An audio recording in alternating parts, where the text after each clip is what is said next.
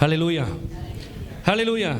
ஆண்டவராக இயேசு கிறிஸ்து நாமத்தில் யாரையும் வாழ்த்துகிறேன். விசேஷமாய் இந்த புதிய வருஷத்தில் முதல் வாரத்தில் உங்களுடைய முகத்தை பார்க்க தேவன் செய்த கிருபைக்காய் நன்றி செலுத்துகிறேன். இந்த நாளில் கூட தேவனுடைய வார்த்தைக்கு நேராய் நாம் கடந்து போகிறோம். இந்த வருஷத்தில் தேவன் நம்ம கொடுத்த வாக்குத்தத்தம் வாசிங்க. யோபு 5:9. ஆராய்ந்து முடியாத பெரிய காரியங்களையும் அதிசயங்களையும் அவர் செய்கிறார். எண்ணி முடியாத அதிசயங்களையும் செய்வார். ஆமென். மனிதர்களால் செய்யக்கூடியதை தெய்வமும் செய்தால் அது தெய்வத்துக்கும் மனுஷனுக்கும் சம்மந்தம் இல்லை, ஒரு ஈக்குவல் ஆகாது. ஆமென். ஆண்டவர் ஒரு அற்புதம் செய்யணும்னு சொன்னால் அது மனுஷனால் கூடாத காரியமாக இருக்கணும். கெனாட், மனுஷனால் செய்யக்கூடாத காரியத்தை யார் செய்கிறாங்களோ அவங்க தான் தெய்வத்தன்மை. அப்போ ஆண்டவர் அந்த பூமியில் இருக்கும் பொழுது அநேக அற்புத அடையாளங்கள் செய்தார். அந்த அற்புத அடையாளங்கள் இன்றும் இந்த பூமியில் இருக்கிறது. ஹல்லேலூயா. அற்புத அடையாளங்களை அவர் செய்கிறவராக இருக்கிறார். ஆமென். இன்றும் யாரெல்லாம் விசுவாசிக்கிறீர்களோ அவர்களுக்கெல்லாம் அவர் அற்புதம் செய்கிறவராக இருக்கிறார். ஆமென். எத்தனை பேர் விசுவாசிக்கிறீங்க? ஆமென். ஹல்லேலூயா. அவர் நிச்சயமாய் அற்புதம் செய்கிறவராக இருக்கிறார். இன்றைக்கும் அந்த அற்புதத்தை இந்த சபையில் எத்தனையோ பேருக்கு அந்த அற்புதத்தை ஆண்டவர் செய்திருக்கிறார். அழுகின காலோடு வந்தவங்க குணமாக இருக்கிறாங்க. இப்போ சிஸ்டர் இருக்கிறாங்க. அவங்க கால்கள்லாம் பார்த்தீங்கன்னா நீங்கள் ரொம்ப ஆச்சரியப்படுவீங்க. அவங்களுடைய கால் பார்த்தீங்கன்னா அப்படியே அழுகி இருக்கும், வருஷங்களாக இருக்கும். ஒரே ஒரு ராத்திரி ஜெபிக்கும் பொழுது ஆண்டவர் அந்த என்ன சொல்லிச்சு, அதை கொஞ்சம் கொஞ்சமாக என்ன ஆயிடுச்சு, அது குணமாயிருச்சு. இன்றைக்கி அவங்க காலை பார்த்தா இப்படி ஒரு நோய் இவங்களுக்கு இருந்துச்சுன்னு சொல்லி யாருக்குமே கண்டுபிடிக்க முடியாது. அவர் அற்புதம் செய்கிறவராக இருக்கிறார். ஹல்லேலூயா. காரணம் அவர் அதிசயமான தெய்வம். ஆமென். இந்த நாளில் கூட ஆண்டவர் எப்படியெல்லாம் அற்புதம் செய்தார் என்று சொல்லி நம்ம இன்னைக்கு பார்க்க போகிறோம். ஆமென். எந்தெந்த வழியெல்லாம் அற்புதம் செய்தார், அவரால் என்னெல்லாம் செய்ய முடிஞ்சிச்சு, அப்படி செய்ய முடியும்னு சொன்னால் நம்முடைய வாழ்க்கையிலும் செய்வார். நம்ம விசுவாசிக்கணும், அதை பெற்றெடுக்கணும். ஹல்லேலூயா. அது இருக்குது, நம்ம மத்தியில் இருக்குது. அது உங்கள் வாயில் இருக்குது, உங்கள் இருதயத்தில் இருக்குது. நீங்கள் விசுவாசிச்சா அது உங்கள் வாழ்க்கையில் நடக்கும். ஹல்லேலூயா. யோவான் எழுதின சுவிசேஷம் 2ஆம் அதிகாரம் 1-13 வரைக்கும் வாசிங்களேன். 3ஆம் நாளிலே கலிலேயாவில் உள்ள கானா ஊரிலே ஒரு கல்யாணம் நடந்தது. இயேசுவின் தாயும் அங்கே இருந்தார். இயேசுவும் அவருடைய சீஷரும் அந்த கல்யாணத்துக்கு அழைக்கப்பட்டிருந்தார்கள். திராட்சரசம் குறைவுபட்ட பொழுது இயேசுவின் தாய் அவரை நோக்கி அவர்களுக்கு திராட்சரசம்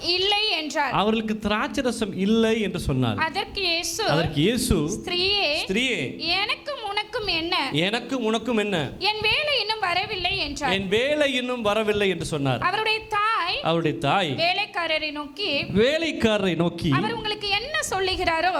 உங்களுக்கு என்ன சொல்லுகிறாரோ அதன்படி செய்யுங்கள் என்றார். யூதர்கள் தங்களை சுத்திகரிக்கும் முறைமையின்படியே ஒவ்வொன்று 2-3 குடம் தண்ணீர் கொள்ளத்தக்க 6 கற்றாடிகள் அங்கே வைத்திருந்தது. இயேசு வேலைக்காரரை நோக்கி ஜாடிகளிலே தண்ணீர் நிரப்புங்கள் என்றார். அவர்கள் அவைகளை நிறைய நிரப்பினார்கள். இங்க பாருங்க, முதல்ல நம்ம வாழ்க்கையில் அற்புதம் நடக்கணும்னு சொன்னா இயேசுவை வரவேற்கணும். அந்த வீட்டுக்கு இயேசுவை என்ன பண்ணியிருந்தாங்க, அவங்க அந்த திருமணத்துக்கு இன்வைட் பண்ணியிருந்தாங்க. தேவன் ஒரு நாளும் அலையா விருந்தாளி அல்ல. ஹல்லேலூயா. நிறைய பேருடைய வாழ்க்கையில் அற்புதம் நடந்தது. யாரோ ஒருத்தர் அவங்க வீட்டில் அந்த இயேசுவை ஏற்றுக்கொண்டதுனால தான் அந்த முழு வீட்டுக்கும் ஆசீர்வாதம் வந்துச்சு. யாராச்சும் ஒருத்தர் ஏற்றுக்கொண்டா போதும். அப்போ ஆண்டவர் உள்ளே வர்றதுக்கு ஒரு இன்விடேஷன் நம்ம எப்போதும் என்ன பண்ணணும், ஆண்டவருக்கு கொடுக்கணும். அது எப்போ கொடுக்கணும்? அனுதினமும் கொடுக்கணும். கேட்கணும், ஆண்டவரே என்னுடைய வாழ்க்கைக்குள்ளே வாங்க, இந்த குடும்பத்துக்குள்ளே வாங்க, எங்களோடு கூட நீங்கள் வாசம் பண்ணுங்க. அவர் தெய்வம், அவர் ஆவியாக இருக்கிறார். அவரை தொழுது கொள்கிறவர்கள் ஆவியோடும் உண்மையோடும் தொழுது. வெல்கம் பண்ணுறது ஒரு பாஸ்டர் வந்ததுனால அல்ல, ஒரு சர்ச்சுக்கு போகிறதுனால. மனப்பூர்வமாக இயேசுவை நீங்கள் அங்கீகரிக்கிறவர்களாக இருக்க வேண்டும். மனப்பூர்வமாக இயேசுவை ஏற்றுக்கொண்டவர்களாக இருக்க வேண்டும். அப்படி ஏற்றுக்கொள்ளும் போது அவர் உங்கள் வீட்டுக்கு வருவார். அல்லேலூயா. அங்கே இருக்கிறார் ஆண்டவர். அங்கே இருக்கும் பொழுது அவர் எல்லாவற்றையும் கவனிக்கிறவராக இருக்கிறார். அங்கே ஒரு குறைவு இருக்கிறது இயேசுவுக்கு தெரியும். அல்லேலூயா. என்ன சம்பவிக்க போகிறதுங்கிறதே அவர் அறிந்திருக்கிறவராக இருக்கிறார். எங்களாலே சொல்ல முடியும். உங்கள் வீட்டுக்கு வந்து இருக்கும்போது நாளைக்கு உங்கள் வீட்டில் இது நடக்குங்கிறத எங்களுக்கே ஆண்டவர் வெளிப்படுத்தும் போது ஒரு தெய்வம் உங்களுடைய எல்லா அந்திய காலம் வரைக்கும் அவர் அறிந்திருக்கிறார். அப்போ ஆண்டவருக்கு தெரியாமல் ஒரு காரியம் நம்ம வாழ்க்கையில் நடக்காது. அங்கே திராட்சை ரசம் குறைவுபட்டு விட்டது. இப்போ நம்ம ஊரில் கல்யாணத்துக்கு பிரியாணிக்கு போய் பிரியாணி கிடைக்கலாம் எவ்வளோ அவமானம். என்னையா நீ ஒரு வெள்ளை சோறு போட்டால் எப்படி சொல்லிட்டு வருவீங்க? யூதர்களுக்கு திராட்சை ரசங்கிறது வந்து ஒரு மரியாதைக்குரியது, திராட்சை ரசம் மதிப்புக்குரியது. அந்த திராட்சை ரசத்தை ஒரே நாளில் செய்ய முடியாது. ஒரு கல்யாணம் வந்து ஒரு 6 மாதத்துக்கு முன்னாடி வைக்கிறாங்கன்னு சொன்னால் 6 மாதத்தில் ஊறல் போட்டுருவாங்க திராட்சை ரசத்தை. எங்கே? பூமிக்கடியில் என்ன பண்ணுவாங்க?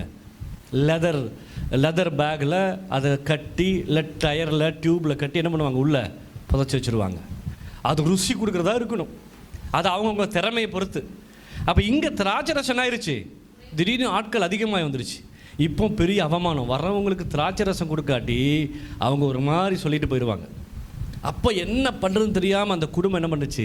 திகைத்து நிற்குது. உண்மையாலுமே நீங்கள் ஒரு பிரச்சனைக்குரியவங்களாக இருந்தால் ஆண்டவர் உங்களுக்கு உதவி செய்வார். அல்லேலூயா. அங்கே நகை போடுறதுக்கு கம்மியாக இருந்தால் ஆண்டவர் உதவி பண்ண மாட்டார். உங்கள் பெருமையை காமிக்கிறதுக்கு ஆண்டவர் உதவி பண்ண மாட்டார். அங்கே ஒரு உண்மையான ஒரு குறைவு இருந்துச்சுன்னு சொன்னால் ஹீ கேன் ஹெல்ப் யூ. இங்கே விஷயம் எதில் அற்புதங்கிறத முதல்ல பார்க்கணும். நம்முடைய பெருமைக்கும் நம்முடைய ஆசைக்கும் ஆண்டவர் ஒரு நாள் உதவி பண்ண மாட்டார். இங்கே ஒரு திராட்சை ரசம் என்ன ஆச்சாங்க, ஒரு சாப்பாடு குறைவுபடக்கூடிய ஒரு சூழ்நிலை வரும் பொழுது அங்கே ஆண்டவர் ஒரு அற்புதம் செய்கிறார். என்ன சொல்லுகிறார்? சாதாரண தண்ணீரை எடுத்துகிட்டு வந்து அந்த கட்சாடி மேலே என்ன பண்ண சொல்கிறாரு? நிரப்ப சொல்கிறாரு. நிரப்பி அதை எடுத்து வாசிங்க. இயேசு வேலைக்காரரை நோக்கி ஜாடிகளிலே தண்ணீர் நிரப்புங்கள் என்றார். ஜாடிகளில் கண்ணீரை நிரப்புங்கள் என்று சொன்னார். அவர்கள் அவைகளை நிறைய நிரப்பினார்கள். அவர் அவர்களை நோக்கி நீங்கள் இப்பொழுது மொண்டு பந்தி விசாரிப்புக்காரன் இடத்தில் கொண்டு போங்கள் என்றார். இப்ப பாருங்க, எடுக்கும்போது தண்ணியா தான் இருந்துச்சு. அதுதான் அற்புதம். அதை எடுக்கும்போதும் அற்புதம் என்ன தெரியுமா? நம்ம முதல்ல நம்பணும். எடுக்கிறவனுக்கு ஒரு தைரியம் இருக்கணும்ல. இவர் போய் ஊற்ற சொல்கிறது தண்ணியாக தான்ப்பா இருக்குது, அவன் அடித்தா என்ன பண்ணுறது? யோசித்து பாருங்க. அற்புதம்னா இந்த குறிப்பிட்ட இந்த முக்கியமான கட்டத்தில் இருக்கிறது அற்புதம் நடக்கும். அது நம்ம கண்ணில் பார்த்து காதில் கேட்டு நடக்காது. அது தானாக 2 நிமிஷத்தில் சொல்லுங்க நடந்துடும். அந்த அற்புதத்தை நீங்கள் எதிர்பார்த்துருக்கணும், அவ்வளோதான். அவர் குதினா குதிச்சிடணும், ஒரு நடனா நடக்கணும். இப்போ அவன் என்ன சொல்றான்? தண்ணி எடுத்து ஊத்துற. ஆண்டவர் சொல்றாரு, இவன் என்ன பண்றான்? அவர்கள் கொண்டு போனார்கள் அந்த திராட்சை ரசம் எங்கே இருந்து வந்தது என்று. ஊத்தும் போது திராட்சை ரசமா மாறிடுச்சு. அந்த திராட்சை ரசம் எங்கே இருந்து வந்ததென்றும் தண்ணீரை மொண்ட வேலைக்காரருக்கு தெரிந்ததை அன்றி பந்தி விசாரிப்புக்காரனுக்கு தெரியாதது என்பதால் அவன் திராட்சரசமாய் மாறின தண்ணீரை ருசி பார்த்த போது மணவாளனை அழைத்து எந்த மனுஷனும் முன்பு நல்ல திராட்சரசத்தை கொடுத்து, முன்பு நல்ல நம்ம பண்ணுவோம்ல, முதல்ல நல்ல ரசம் கொடுத்துட்டு கொஞ்சம் ரசத்துல தண்ணி ஊற்றி சாம்பார்ல தண்ணி ஊற்றி கொடுப்பான். அவன் சொல்றான், எப்போதும் கல்யாண வீட்டுக்கு போனா முதல்ல ருசியா இருக்கும், நேரம் ஆக என்ன பண்ணுவாங்க? தண்ணியை மிக்ஸ் பண்ணி, நீ என்னப்பா முதல்ல நல்ல திராட்சரசத்தை ஒழிச்சு வச்சுட்டு முதல்ல சாதாரண திராட்சரசத்தை கொடுத்துட்டு இப்போ நீ என்ன பண்ற? ஏன்னா அவனுக்கு தெரியும், அவன் யாருக்குமே தெரியாது இது எங்கிருந்து வந்தது என்று சொல்லி அவர் அற்புதம் செய்கிறவராக இருக்கிறார். அல்லேலூயா. உன்னுடைய குறைவுகளில் அவர் உதவி செய்கிறார். அநேக அற்புதத்தை சொல்ல முடியும். அநேக அற்புதத்தை இன்னுமே இந்த உலகத்தில் பார்க்க முடியும். நீங்கள் கேட்டு பாருங்கள் ஜனங்கக்கிட்ட, அவங்க அதிசயமாக சொல்லுவாங்க. ஒரு அம்மா, அவங்க 1 லட்ச ரூபா கடன், என்ன பண்ணுறதுன்னு அவங்களுக்கு தெரியலையா. ஒரு ஜபக்கூட்டத்தில் போய் பயங்கரமாக அழுதுட்டு வரும்போது ஒரு பஸ் ஸ்டாண்டில் நின்று அழுதுட்டு இருந்தாங்களாம். அப்போ ஒருத்தர் வந்தாராம், உனக்கு 1 லட்சம் வேணுமா அப்படின்னாராம்மா. இந்த அம்மாவுக்கு ஒன்றுமே புரியலையா. இந்த 10,000 வச்சுக்கோ, வீட்டுக்கு போனால் எல்லாம் சரியாயிருந்தாராம். வீட்டுக்கு போனால் பீரோவில் 90,000 இருக்குதான். இன்றைக்கும் அந்த அம்மாவுக்கு அப்படிப்பட்ட ஒரு ஆள் எங்கே இருக்காருன்னு பார்க்கவே இல்லையா. மனுஷர் ரூபமாய் ஆண்டவர் தேவதூதர்களை அனுப்புவார்கள். எத்தனை பேர் அப்படி சாட்சி சொல்லியிருக்காங்க தெரியுங்களா? ஆமேன். திடீரென்று உங்களுக்கு அற்புதம் பண்ணுறதுக்கு ஒருத்தர் வருவாங்க. ஒரு வீடியோ பார்த்துருப்பீங்க, அது நடந்த வீடியோ. ஒரு ஆள் சைக்கிளில் வேகமாக வந்து நடந்து போயிட்டுருக்கிறான். ஒரு வண்டி வேகமாக வருது. ஒரு செகண்டில் ஒரு ஆள் இங்கேருந்து அந்த ஆளை தூக்கி வச்சுட்டு போயிடுறான். ஆண்டவர் உங்களை காக்கிறதுக்கு தூதர்களை மட்டுமல்ல, மனுஷர் ரூபத்தில் தூதர்களை ஆண்டவர் இறக்கி வைத்திருப்பார். ஹல்லேலூயா. அதிசயம் நடக்கும். நீங்கள் அதை எப்போ பண்ணணும்? ஸ்தோத்திரத்தோடு பண்ணணும். ஒரு ஜெபித்து ஒரு சமையல் ஆரம்பிக்கணும். ஆண்டவரே இது எல்லாருக்கும் என்ன பண்ணணும்? திருப்தியாக இருக்கணும். எடுக்க அது வரணும். ஹல்லேலூயா. எடுக்க வரணும். அற்புதத்தின் வாழ்க்கையில் வாழ்கிறதுக்கு தான் ஆண்டவர் உங்களை என்ன வச்சிருக்கிறாரு. சேர்த்து வச்சு வாழ்கிறதுக்கு அல்ல. என்ன நடக்கும் நமக்கு தெரியாது. ஆனால் அந்த நேரத்தில் கிருத்தியமாய் உங்களுக்கு அற்புதத்தை செய்கிறதுக்கு அவர் உண்மையுள்ளவராக இருக்கிறார். ஹல்லேலூயா. 2வது ஒரு வசனம் வாசிக்கலாம். மார்க் எழுதின சுவிசேஷம் 1ஆம் அதிகாரம் 23-31 வரைக்கும் வாசிங்க. மார்க்கு 1:23-31 வரைக்கும். அசுத்த ஆவி உள்ள ஒரு மனுஷன் இருந்தான். அவன் அதுக்கு இன்னும் போங்க. பேதுருடைய வீட்டில் இயேசு போறாரு. அப்படி மாமி ஜுரமா இருக்கிறாங்கன்னு அந்த வசனம் இருக்குதா? உடனே அவர்கள் ஜெப ஆலயத்தை விட்டு புறப்பட்டு யாக்கோபோடும் யோவானோடும் கூட சீமோன் அந்திரேயா என்பவர்களுடைய வீட்டில் பிரவேசித்தார்கள். அங்கே சீமோனுடைய மாமி ஜுரமாய் கிடந்தாள். உடனே அவர்கள் அவளை குறித்து அவருக்கு சொன்னார்கள். அவர் கிட்ட போய் அவள் கையை பிடித்து அவளை தூக்கி விட்டார். உடனே ஜுரம் அவளை விட்டு நீங்கிட்டு. பாருங்க, ஃபீவரில் ஒருத்தர் படுத்துட்டு இருக்காங்க. இயேசு போய் அப்படியே அவங்க கையை பிடிச்சி தூக்குன உடனே அந்த ஜுரம் அவங்களை விட்டு நீங்கிச்சு. அப்பொழுது அவள் அவர்களுக்கு பணிவிடை செய்தாள். இந்த மாதிரி பிரச்சனை ஒரு சின்ன ப்ராப்ளம். ஃபீவர் இருக்கும், திடீர்னு கால் சுளுக்கிக்கும், இல்லை தலைவலி வந்துடும். இது எல்லாம் நீங்கள் என்ன தெரியுமா, நமக்கு படுக்கிறது ரொம்ப சுகம். சில பேருக்கு தலைவலியை சாக்காடு போட்டு கொஞ்சம் நேரம் படுத்துகிட்டே இருப்போம், இல்லை ரொம்ப இஷ்டமாக இருக்கும் நமக்கு. காய்ச்சலை வச்சுட்டு அதிலிருந்து எந்திரிச்சு வெளியே வரணும்னு யாருக்கும்? முதல்ல பெட்டில் போய் என்ன பண்ணணும்? படுத்துடணும். படுத்துட்டா அடுத்து யோசிப்போம், இப்போ எந்திரிச்சா வேலை செய்யணும், இன்னும் கொஞ்சம் நேரம் படுத்தா சுகமாக இருக்கும். முதல்ல அந்த மாதிரி கேரக்டர் இருந்து முதல்ல என்ன பண்ணணும்? வெளியில் வரணும். எப்போதும் சுறுசுறுப்பாக இருப்பதற்கு நம்ம என்ன பண்ணணும்? நம்மளை முயற்சி பண்ணணும். நமக்கு ஒரு பிரச்சனை வந்துச்சுன்னு சொன்னால், ஒரு சின்ன காய்ச்சலோ தலைவலியோ வந்தால் முதல்ல விசுவாசிக்கணும். இயேசுவின் நாமத்தினால உங்களுக்கு நாவின் அதிகாரத்தை ஆண்டவர் கொடுத்துருக்கிறாரு. அந்த அற்புதம் எப்படி செய்யணும்? இயேசுவின் நாமத்தில் என்னை பால்படுத்துகிற, என்னை போராடுகிற காய்ச்சலை என்னை விட்டு அகன்று போ. இயேசுவின் நாமத்தில் நீங்கள் சொல்லுங்களேன், சௌக்கியமாகும். நாவின் அதிகாரத்தை ஆண்டவர் கொடுத்துருக்கிறாரு. வெளியே துள்ளி குதிச்சு எந்திரிச்சு வரணும். இயேசுவின் நாமத்தினால என்னை அடக்க, என்னை முடக்க போராடுகிற சிக்னஸே அல்லது காய்ச்சல் ஆனாலும் தலைவலி, அந்த பெயரை சொல்லி என்னை விட்டு வெளியே போன்னு சொல்லும்போது உங்களுக்கு அற்புத சுகம் உண்டாகும். அல்லேலூயா. சுகம் உண்டாகும். அதிலிருந்து நீங்கள் வெளியே வர முடியும். நீங்கள் அதுக்குள்ளேயே இருக்க வேண்டிய அவசியம் இல்லை. ஒரு சின்ன சாதாரண ஃபீவரையும் ஆண்டவரால் குணப்படுத்த முடியும். அல்லேலூயா. அடுத்த வசனம் வாசிங்க. லூக்கா எழுதின சுவிசேஷம் 5ஆம் அதிகாரம் 12-14 வரைக்கும் வாசிங்க. லூக்கா 5ஆம் அதிகாரம் 12-14. பின்பு அவர் ஒரு பட்டணத்தில் இருக்கையில் குஷ்டரோகம் நிறைந்த ஒரு மனுஷன் இயேசுவை கண்டு முகம் குப்புற விழுந்து ஆண்டவரே உமக்கு சித்தமானால் என்னை சுத்தமாக்க உம்மாலே ஆகும் என்று அவரை வேண்டிக் கொண்டார். அவர் தமது கையை நீட்டி அவனை தொட்டு எனக்கு சித்தம் உண்டு சுத்தமாக என்றார். ஆமென். அல்லேலூயா. கேளுங்க, ஆண்டவரே உமக்கு சித்தம் இருக்குதா என்னை குணப்படுத்த? கேளுங்க. எனக்கு சித்தம் உண்டு, நீ சுத்தமாக. உங்களுக்கு பாட்டு தெரியுமா? ஒரே ஒரு வார்த்தை, வேலைக்காரன் சொஸ்தமானான். ஒரே ஒரு வார்த்தை.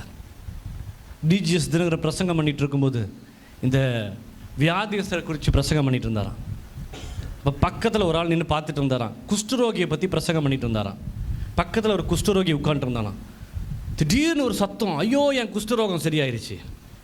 ஆமென். ஊழியக்காரங்க பேசுகிற வார்த்தை உங்களை சுகப்படுத்தும். அல்லேலூயா. நீங்கள் கை வச்சு ஜெபிக்க வேண்டிய அவசியம் இல்லை. நம்ம இங்கிருந்து ஸ்டேஜிலிருந்து பேசுகிற எல்லா வார்த்தையும் எனக்கு சௌக்கியமாய் விட்டது என்று சொல்லி நம்புனா, நீங்கள் விசுவாசிச்சா அற்புதம் உங்களை தேடி வரும். அல்லேலூயா. குஷ்டரோகியுடைய வாழ்க்கையை யோசித்து பாருங்கள். உடம்பு முழுது எப்படி இருக்கும்? வெள்ளையாக இருக்கும். அதுதான் குஷ்டம், வெண்குஷ்டம்.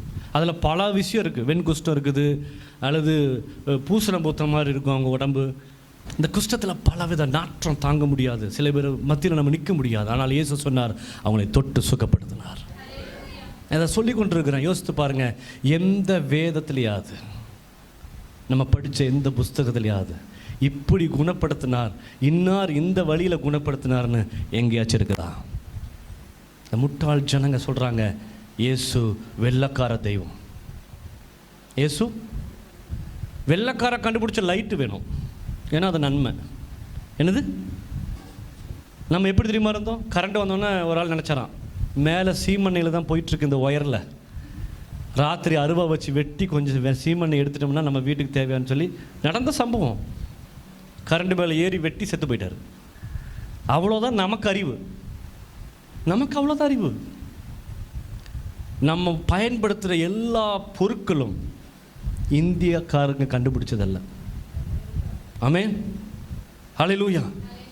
இந்தியக்காரன் கண்டுபிடிச்ச சூப்பர் ஆயுதங்கள் இருக்குது. என்ன தெரியுமா? அடித்தடி, வெட்டு குத்து, கெட்ட வார்த்தை, அடுத்து சூது, வஞ்சகம், பொறாமை. இந்த பிறவி குணம் கேள்விப்பட்டிருக்கீங்களா? சொல்லுங்க. ஜென்ம சுவாபத்தை செருப்பில் அடித்தாலும் போகாது. தொட்டில் பழக்கம், இதுதான் நம்ம கண்டுபிடிச்சது. நான் ஃபாரினில் போய் பார்த்தா அவங்களுடைய நேச்சர் லவ், அவங்களுக்கு உங்களை தப்பாகவே தோணாது. அவங்க கண்ணு முன்னாடி நீங்கள் அடிக்க பாய்ச்சா கூட அவங்க உங்களை தப்பாக நினைக்க மாட்டாங்க. அந்த அளவுக்கு அவங்களுடைய குணாதிசயம் மேம்பட்ட குணாதிசயம். எவ்வளோ அன்பானவங்க தெரியுமா? உண்மையாலுமே அவங்கள ஆச்சரியம். Love and care. ஸ்கூலில் பிள்ளைகளை கூப்பிட்டு உட்காரச்சு தடவை பேசுவாங்களாம். வீட்டில் எப்படி சாப்பிட்டியா, உங்கள் அம்மா அடித்தாரா, உங்கள் அப்பா அடித்தாங்களா? ஆமாம், இந்த பிள்ளை எங்கள் அம்மா அடித்தானா ஃபோன் பண்ணி போலீஸை வர வச்சு பேரண்ட்ஸ் அரெஸ்ட் பண்ணி இந்த குழந்தைய 18 வருஷம் இவங்களே பார்த்துக்குவாங்க கவர்மெண்ட். 18 வருஷம் கழித்து அந்த குழந்தை யார் கூட போகிறன்னு முடிவு பண்ணதோ அந்த குழந்தைய விடுவாங்க. ஆனால் அந்த குழந்தைக்கு தேவையான எல்லாவற்றையும் அரசாங்கம் பொறுப்படுத்திக் கொள்ளும். ஏன்? இந்த சின்ன பிள்ளைகளை கூட என்ன பண்ணக்கூடாது? அடிக்கக்கூடாது, திட்டக்கூடாது, வார்த்தையினால் காயப்படுத்தக்கூடாது. நம்மளாம் உண்மையிலுமே பாவம் தான், எல்லாத்தையும் சகிச்சு வாழ்கிறோம். அங்கே ஃபாரின்லாம் ஒரு வார்த்தை இப்படி சுருக்குன்னு சொன்னால் அவங்களால தாங்க முடியாது. ஏன்னா அந்த சின்ன வார்த்தையை அவங்களுக்கு என்ன பண்ண முடியாது, ஏற்றுக்கொள்ள. நம்ம சின்னதுலேருந்து இது கேட்குறது தானே, நாயே பேயே சனியனே அதுன்னு நம்ம சின்னதுலேருந்து நம்ம சொல்லி கொடுத்ததை நம்ம பிள்ளைகளுக்கு சொல்கிறோம். இல்லை, யோசித்து பாருங்கள். நாயின்னு திட்டுறோம், திடீர்னு நாயாக மாறிச்சா என்ன பண்ணுறது 2 நிமிஷத்தில்? அப்போ வெள்ளைக்கார தெய்வம் எனக்கு குணப்படுத்தணும், எனக்கு அந்த தெய்வம் வேணும்னு சொல்லிடலாம். யோசித்து பாருங்கள். இவன் வச்சுருக்க தெய்வம் ஏதாச்சும் குணப்படுத்துன மாதிரி போட்டிருக்கான், அருவாள் வச்சு நிற்குது. இது எதுக்குன்னு தான் இவனுக்கும் தெரியாது, அதுக்கும் தெரியாது. இங்கே வாங்க காமிக்கிறேன். 2 நாய், நடுவில் ஒரு குதிரை. அது தெய்வம், காவல் தெய்வம். மாமா யாரை காவல் காக்கிறதுக்கு? யோசித்து பாருங்க. ஹல்லேலூயா. இயேசு சுகமளிக்கிற தெய்வம். அவர் இறங்கி போனால் அற்புதம் நடக்கும். அநேகருடைய வாழ்க்கை, வேதம் சொல்லுகிறது, இயேசு செய்த அற்புதத்தை எழுத ஆரம்பித்தால் கடலில் இருக்கிற எல்லா தண்ணீரையும் மையாய் மாற்றினாலும் பத்தாதான். நமக்கு கொஞ்சம் சாம்பிள் தான் கொடுத்துருக்காங்க. 3 வருஷம் அவர் பண்ணின அற்புதத்தை சின்ன சாம்பிள் தான் கொடுத்துருக்காங்க. பைபிள் சொல்லுது தண்ணீரை திராட்சை ரசமாக மாற்றுறது தான் இயேசு பண்ண முதல் அற்புதம்னு. ஆனால் அவங்க அம்மா சொல்கிறாங்க, அவர்கிட்ட போய் சொல்லுங்க, திராட்சை ரசம் குறைவுபட்டு அவர்கிட்ட போய் சொல்லுங்கன்னு. அப்போ அம்மாவுக்கு எதை வச்சு தெரியும்? 12வது வயதிலிருந்து 30 வயசு வரைக்கும் இயேசு எங்கே போனாருன்னு தெரியல, இயேசு என்ன பண்ணி கொண்டிருந்தாருன்னு தெரியல. அதை பற்றி எழுதப்படலை. குரானில் இதை விட பயங்கரமாக எழுதியிருக்குது. ஒரு மண் எடுத்து ஒரு புறா மாதிரி பண்ணி ஃபூன் ஊதுனாராம், அதை பறந்து போச்சான். ஈசாது நபியை பற்றி அப்படி சொல்லப்பட்டிருக்கிறது. ஹல்லேலூயா. அவர் அற்புதத்தின் தெய்வம். ஒரு தெய்வம் மனித அவதாரம் எடுத்து வந்திருக்கிறார். அவரால் செய்யக்கூடாத காரியம் ஒன்றுமே இல்லை. அவர் குஷ்டரோகியை குணப்படுத்துகிறவராக இருக்கிறார். இன்னொரு வசனம் வாசிக்கலாம். மத்தேயு எழுதின சுவிசேஷம் 8ஆம் அதிகாரம் 5லிருந்து 13 வரைக்கும் வாசிங்க. மத்தேயு 8:5-13. இயேசு பிரவேசித்த போது, கப்பர்நகமில் பிரவேசிக்கும் பொழுது, 100க்கு அதிபதி ஒருவன் அவரிடத்தில் வந்து ஆண்டவரே, என் வேலைக்காரன் வீட்டிலே திமிர்வாதமாய் கிடந்து, திமிர்வாதக்காரன்னா பேரலைஸ்ட், கொடிய வேதனைப்படுகிறான் என்று. திமிர்வாதக்காரன் சொன்னா எப்படி சொல்றது? இந்த பார்த்துருக்கீங்களா, கை கால் வராமல் இழுத்து ஒரு மாதிரி பண்ணிகிட்டே இருப்பாங்கல்ல, அந்த மாதிரி கொடிய வேதனைப்படுகிறான். அதற்கு இயேசு நான் வந்து அவனை சொஸ்தமாக்குவேன் என்றார். நான் சொஸ்தமாக்குவேன் என்றார். நூற்றுக்கு அதிபதி பிரதியுத்தரமாக, நூற்றுக்கு அதிபதி அதுக்கு அவருக்கு பிரதியுத்தரமாக, ஆண்டவரே நீர் என் வீட்டுக்குள் பிரவேசிக்க நான் பாத்திரன் அல்ல. நான் பாத்திரன் அல்ல. ஒரு வார்த்தை மாத்திரம் சொல்லும். ஒரு வார்த்தை சொல்லும். அப்பொழுது என் வேலைக்காரன் சொஸ்தமாவான். என் வேலைக்காரன் சொஸ்தமாவான். நான் அதிகாரத்துக்கு கீழ்ப்பட்டவனாய் இருந்தும் எனக்கு கீழ்ப்பட்டு இருக்கிற சேவகரும் உண்டு. நான் ஒருவனை போவென்றால் போகிறான், மற்றொருவனை வாவென்றால் வருகிறான். என் வேலைக்காரனே இதை செய் என்றால் செய்கிறான் என்றான். இயேசு இதை கேட்டு ஆச்சரியப்பட்டு நமக்கு பின் செல்லுகிறவர்களை நோக்கி இஸ்ரவேலருக்குள்ளும் நான் இப்படிப்பட்ட விசுவாசத்தை காணவில்லை என்று மெய்யாகவே உங்களுக்கு சொல்லுகிறேன். அநேகர் கிழக்கிலும் மேற்கிலும் இருந்து வந்து பரலோக ராஜ்யத்தில் ஆபிரகாம், ஈசாக்கு, யாக்கோபு என்பவர்களோட பந்தி இருப்பார்கள். ராஜ்யத்தின் புத்திரரோ புறம்பான இருளிலே தள்ளப்படுவார்கள். அங்கே அழுகையும் பற்கடிப்பும் உண்டாயிருக்கும் என்று உங்களுக்கு சொல்லுகிறேன் என்றார். பின்பு இயேசு நூற்றுக்கு அதிபதியை நோக்கி, நீ போகலாம், நீ விசுவாசித்தபடியே உனக்கு ஆக கடவது என்றார். அந்த நாளிகையிலேயே அவன் வேலைக்காரன் சொஸ்தமானான். எப்படிங்க இது நடக்கும்? இயேசு சரீரத்தோடு இருக்கிறார். அவர் மரித்து உயிரோடு வச்சு ஆவியா மாறலை, அப்படி வச்சுக்கலாம். சரீரத்தோடு இருக்கும்போது ஒரு ஆள் போய் ஓகே அவர்கிட்ட வல்லம் இருக்குது, ஒரு டாக்டரை போய் கூப்பிட்டு வந்து சிகிச்சை பண்ணாதான் சௌக்கியமாகும். டாக்டர் சொல்கிறாரு நீங்கள் வீட்டுக்கு போங்க, இப்போ சரியாயிருன்னு சொன்னால் நம்புவீங்களா நீங்கள்? இயேசு சொல்லுகிறார், நீ போ, அவன் சொஸ்தமாவான். இவன் வீட்டுக்கு போனால் அங்கே அவன் நார்மலாக உட்காந்துருக்கிறான். அப்போ இவன் கேட்குறான், எப்போனா இயேசு சொன்ன அதே நாளிகையில் அவன் சௌக்கியமாக இருக்கிறான். எவ்வளோ பெரிய அற்புதம்! இயேசுடைய வார்த்தைக்கு அவ்வளோ வல்லமை உண்டு. ஒரே ஒரு வார்த்தை சௌக்கியம் உண்டாகும். ஹல்லேலூயா! இந்த கையினால் எத்தனையோ அற்புதத்தை ஆண்டவர் செஞ்சுருக்கிறாரு. அது அதிசயமாக இருக்கும். ஆம்பூர் பகுதியில் போனால் ஒரு சிஸ்டர் வந்திருந்தாங்க, பாஸ்டர் எனக்கு 13 வருஷம் குழந்தை இல்லை, எனக்காக ஜெபம் பண்ணுங்கன்னு. நம்ம சர்ச்சில் தான் டிலே ஆகுது. அங்கெல்லாம் போனால் அதுக்கு அடுத்த வருஷம் போனால் அவங்க குழந்தையோடு வந்து நிற்பாங்க. அடுத்து பாஸ்டர் எனக்கு 3 பொட்ட பிள்ளைங்க, பையனுக்காக ஜெபம் பண்ணுறேன் பாஸ்டர், ஜெபம் பண்ணுங்க. நானும் ஜெபம் பண்ணிட்டு வந்துட்டேன். அடுத்த வருஷம் போனால் ஒரு வீட்டில் பர்த்டே எனக்கு மறந்துடுச்சு. பார்த்தா அந்த குழந்தைக்கு ஃபஸ்ட்டு பர்த்டே என்ன பண்ணுறாங்க, அங்கே செலிப்ரேட் பண்ணுறாங்க. அதுக்கு அடுத்த வருஷம். ஆச்சரியம்! ஒரு சிஸ்டருக்கு 6 வருஷம் குழந்தை இல்லை, ஜெபம் பண்ணி 2 குழந்தை. யோசித்து பாருங்களேன், மிராக்கல்! தெய்வம் எங்களை பயன்படுத்துகிறார், அவ்வளோதான். ஆனால் தெய்வம் அற்புதம் செய்வதற்கு எப்போதும் அவர் சந்தோஷமுள்ளவராக இருக்கிறார். ஜனங்களுடைய கண்ணீரை துடைப்பதற்கு அவர் உண்மையுள்ளவராக இருக்கிறார். அல்லேலூயா! இங்கே பாருங்கள், அந்த வேலைக்காரனுடைய சுஸ்தம் அவர் சொன்ன வார்த்தையில் நடந்தது. இன்னொரு அற்புதம் இருக்குது பாருங்க.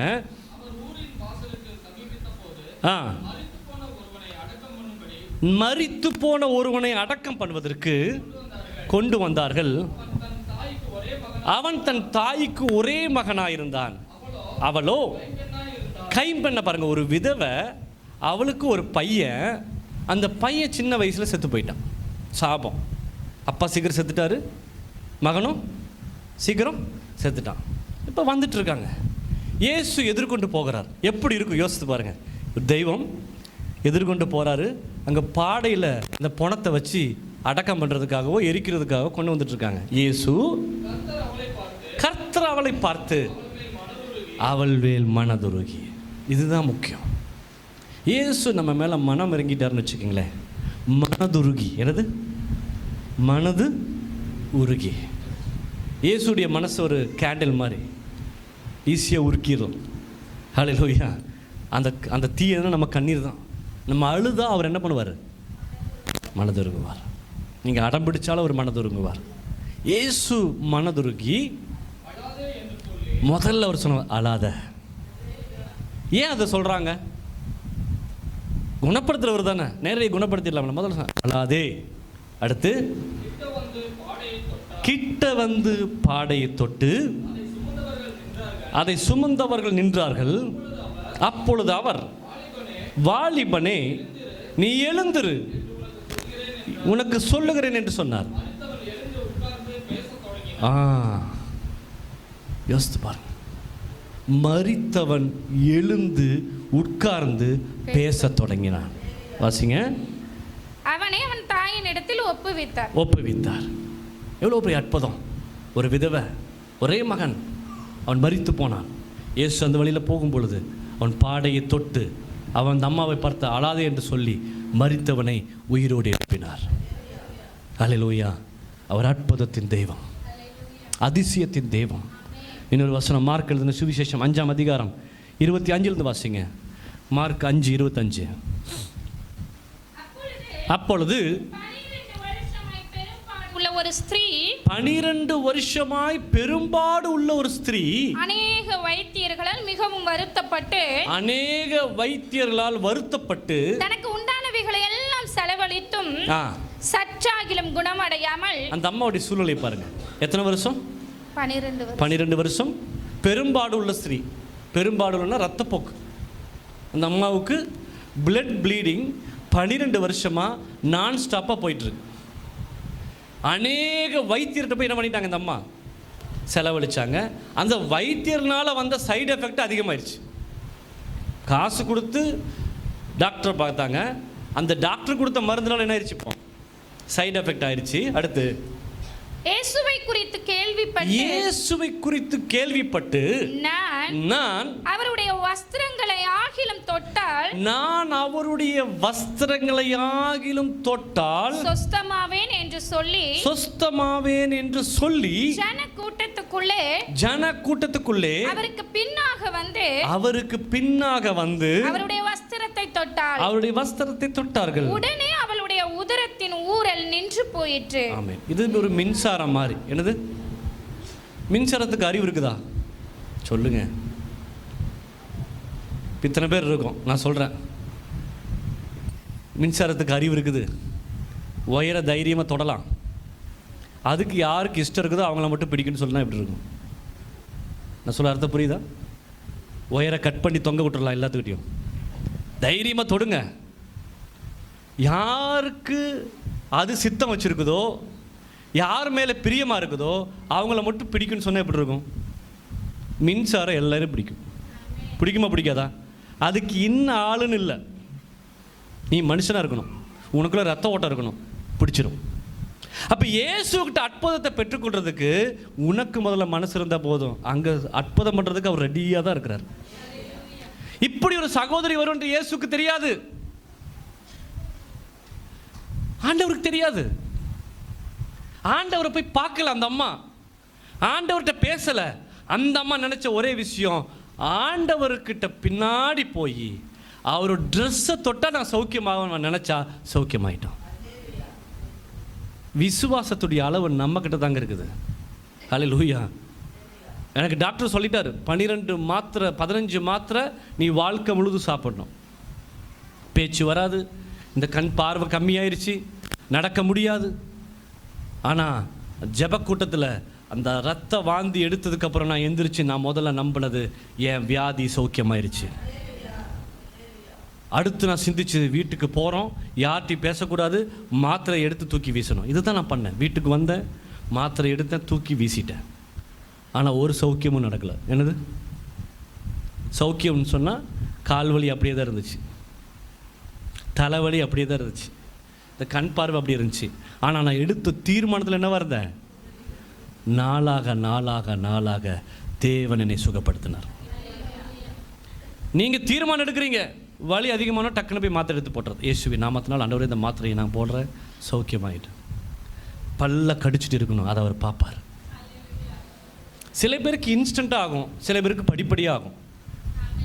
ஹல்லேலூயா, ஆமென். நீ முதல்ல விசுவாசி, அதை செயலில் காமி. ஆண்டவர் தண்ணீரில் அப்படியே நடந்து வரும்பொழுது பேதுரு கேட்குறான், ஆண்டவரே நானும் வரட்டுமா? இவன் வந்தவன மூழ்கி போயிட்டான். ஆண்டவர் சொன்னார், நீ ஏன் அவிசுவாசப்பட்ட? எந்திரி வான் தூக்கும்போது அவன் கடல் மேலே நடந்தான் ஆண்டவர் கூட. எவ்வளோ பெரிய அற்புதம் யோசித்து பாருங்க. நீ விசுவாசிக்கணும், நம்பணும். இந்த நம்புறத செயலில் காமிக்கணும். வெறும் வார்த்தையில் சொல்லிட்டு இருக்கக்கூடாது. நான் சௌக்கியமானேன்னு சொன்னால் நான் சௌக்கியமானேன். சௌக்கியமாயிட்டு வேறொரு மார்க்கத்தை நம்ம என்ன பண்ணக்கூடாது? தேடக்கூடாது. இப்போ நான் டாக்டர்கிட்ட போனாலும் செக் பண்ணி என்ன சொல்லுவாங்க? நல்லா ரத்த கட்டு இருக்குது, நீ 10 மாத்திரை சாப்பிடணும்பாங்க. நான் சொல்கிறேன், எனக்கு சௌக்கியமாயிருச்சு, எனக்கு பிரச்சனை இல்லை, நான் உன்னை வந்து பார்க்க வேண்டிய அவசியம் எனக்கு இல்லை, நான் இதனால் நான் சாக மாட்டேன், நான் விசுவாசிக்கிறேன். ஆமென். அற்புதம்.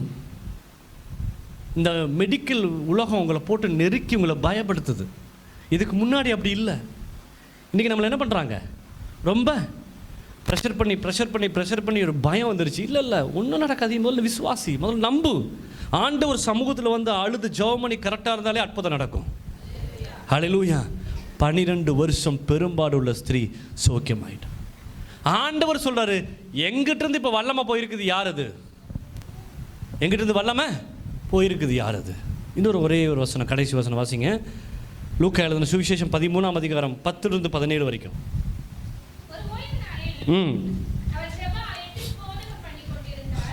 அப்பொழுது 18 வருஷமாய் பலவீனப்படுத்தும் ஆவியை 18 வருஷம் பலவீனப்படுத்துகிற ஆவியுடைய ஒரு ஸ்திரீ அங்கே இருந்தாள். அவள் எவ்வளவும் நிமிரக்கூடாத கூனியாய் இருந்தாள்.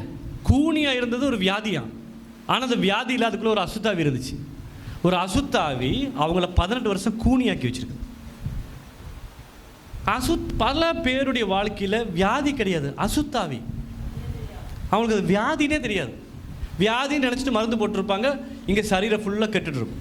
உண்மையாலுமே இந்த இடத்துல ஒரு காயம் இருந்துச்சுன்னு சொன்னால் மருந்து கொடுத்தா சரியாகும். காயம் வர மாதிரி ஒரு ஆவி பண்ணிகிட்டே இருக்குது, மருந்து கொடுத்தா சைடு எஃபெக்ட் ஆகும். அதுதான் நடக்குது.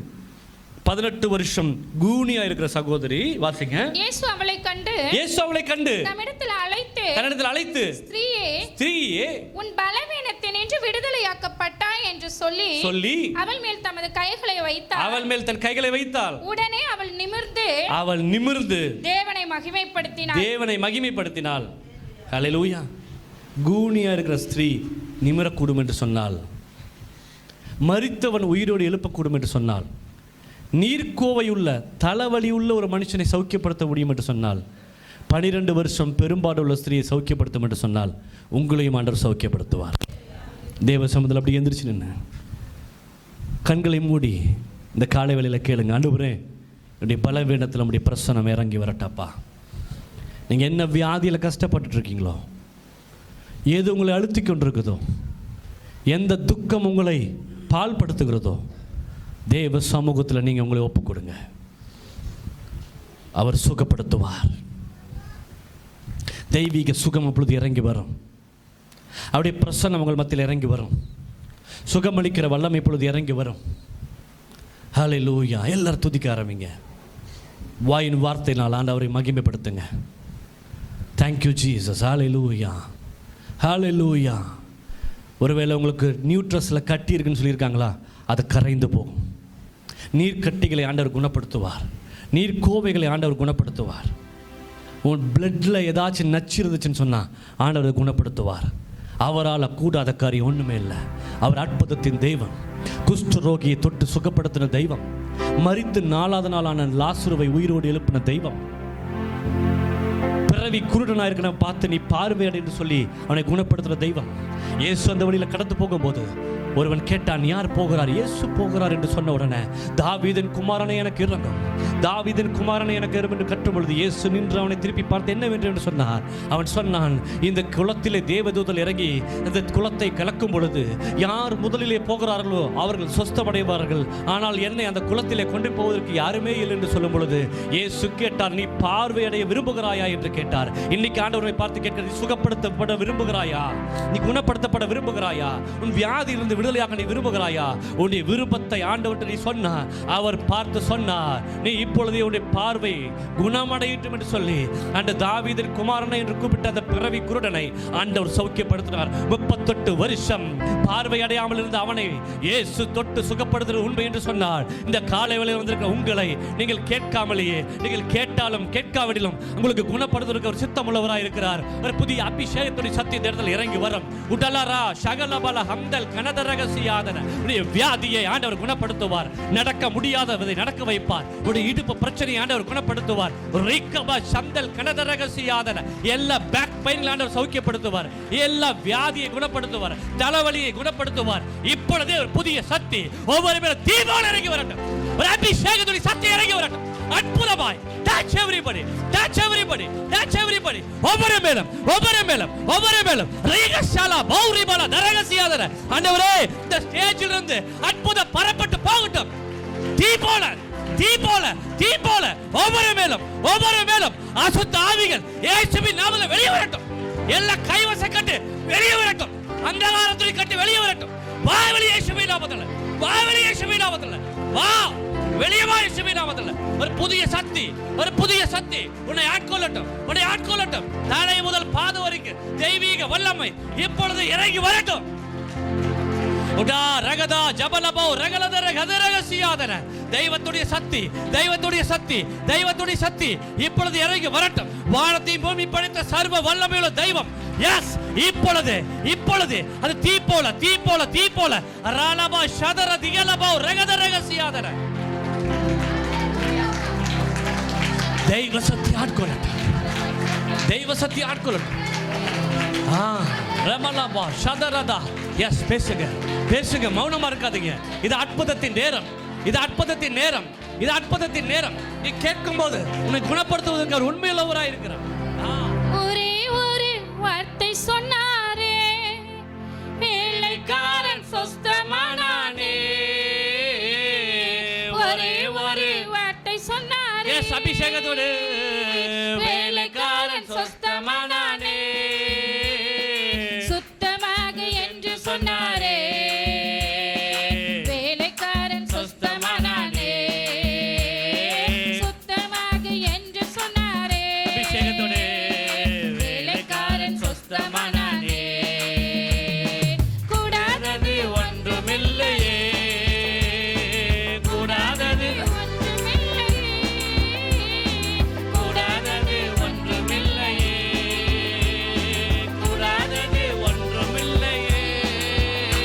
நம் தேவனால் கூடாதது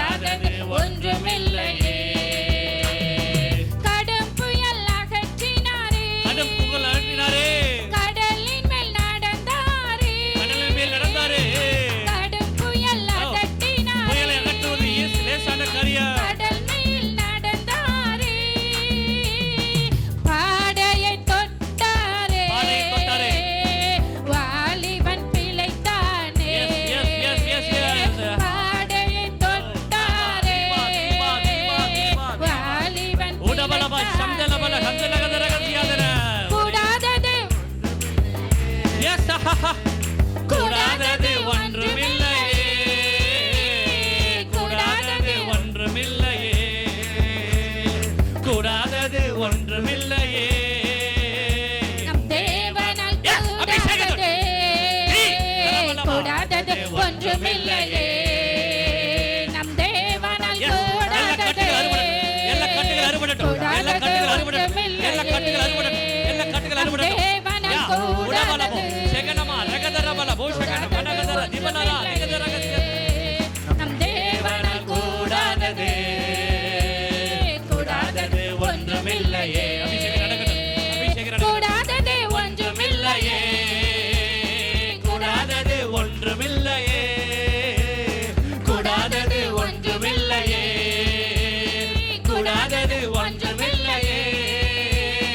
தேவனால் கூடாதது ஒன்றுமில்லையே. நம் தேவனால் கூடாதது ஒன்றுமில்லையே.